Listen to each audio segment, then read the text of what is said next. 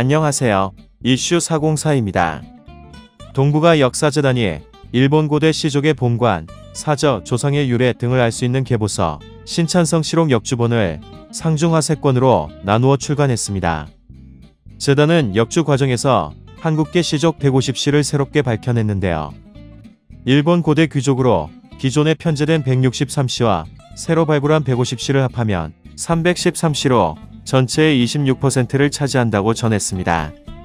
이 중 백제계가 가장 많았고 그 뒤로 고구려계, 신라계, 가야계, 고조선계 순으로 많았습니다. 신찬성시록 우경제본학권에 기록된 시족은 백제 의자왕을 출자로 하는 백제왕씨로부터 시작합니다.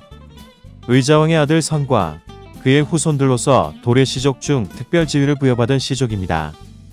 한편 이 계보서는 각 시족의 조상으로부터 내려오는 계보를 기록한 점에서 족보와 유사하지만 천황과 봉사의 연원과 유래도 기록했다는 점에서 정치성이 강한 계보서이기도 합니다. 이 소식은 또 한 번 일본 서유를 떠들썩하게 만들 발견인데요. 그 반응 살펴보겠습니다.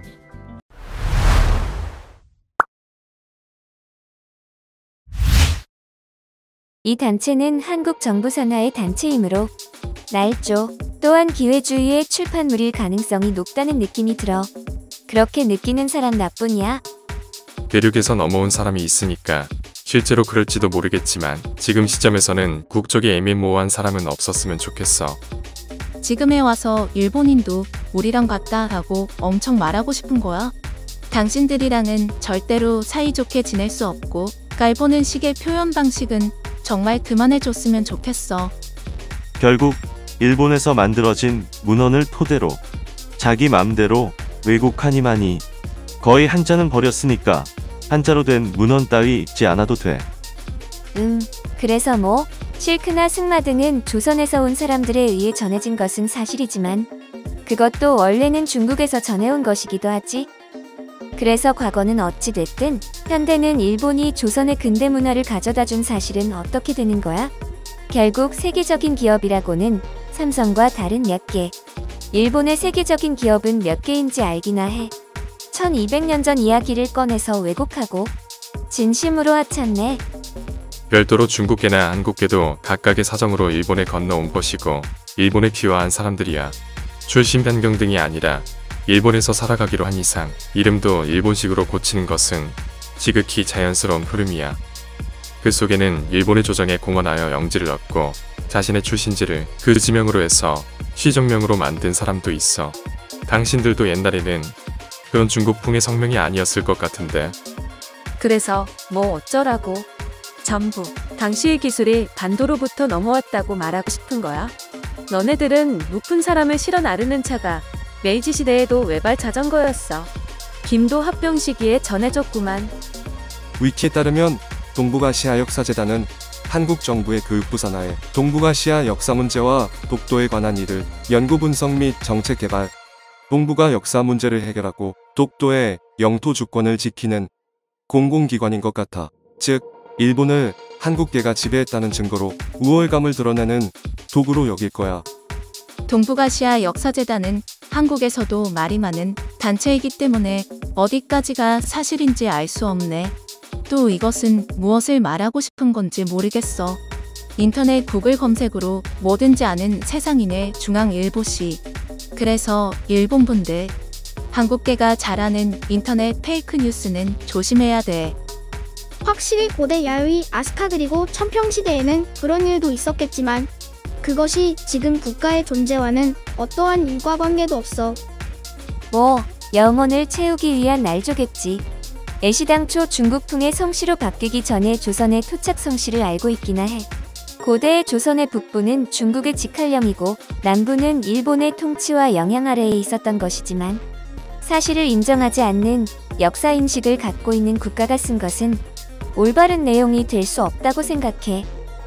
그건 그렇지. 외는 고대 한반도에도 있었으니까 임나가야 등은 외의 지배 아래에 있었고 백제가 고구려로부터 공격을 받았을 때는 몽골을 보내줬어. 백청강의 전투에서 외 백제연합군이 당 신라연합군에 패했을 때에는 백제의 사람들이 대거 일본으로 건너왔어. 고구려도 당에 멸망당했고 동아시아에서 당나라에 대적할 만한 것은 외밖에 없었어. 신찬성 실록에는 이나히 노미코토가 신라의 시조라고 기록되어 있는데 이것은 어떻게 할 거야? 옛날 한국의 지인이 신찬성시록은 믿을 수 없다고 말한 적이 있지만 동북아 역사재단이 신뢰할 수 있는 자료로 인정하는 것인가? 뭘 말하고 싶은 거야? 건너온 거? 대부분은 난민, 망명자, 밀항자였어.